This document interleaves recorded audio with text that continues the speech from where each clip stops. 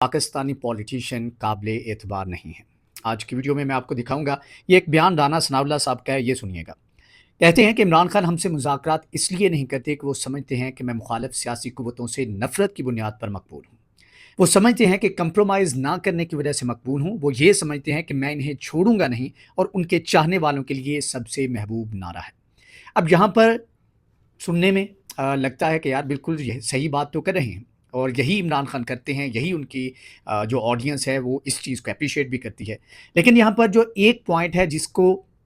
आप कह सकते हैं कि जहाँ पे सारी जो है वो कहानी छुपी हुई है, वो ये है कि यहाँ पर राना सनाउल्लाह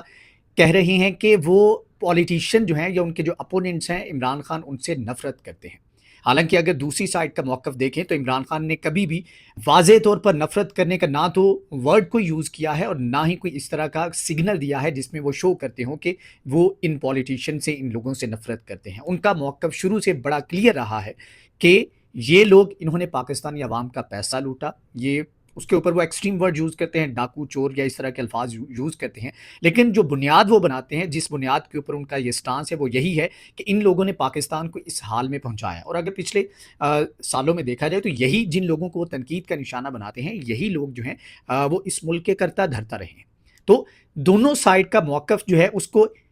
सुने बगैर आप फैसला नहीं कर सकते और जहाँ पर अगर आप राना सनाउल्लाह की बात पे यकीन करते हैं, तो आप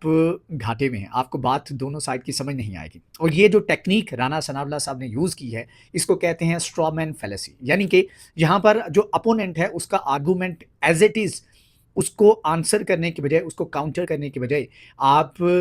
उसका एक वीक पॉइंट या एक डिस्टॉर्टेड वर्ज़न जो है वो अवाम के सामने रखते हैं, देन फिर उसको एक्सप्लेन करने की कोशिश करते हैं। यहाँ पर राना सनाउल्लाह खुद को इस तरह से बचा कर ले गए कि जो चोर होने का या डाकू होने का इल्ज़ाम उनके ऊपर है, उसकी सफाई देने की बजाय कि हमने ये चोरी नहीं की, हमने अवाम का पैसा नहीं लूटा या हम अवाम की इस हालत के ज़िम्मेदार नहीं, इसका जवाब देने की बजाय उन्होंने खुद को साइड पे किया और कहा कि इमरान खान हमसे नफ़रत करते हैं। सो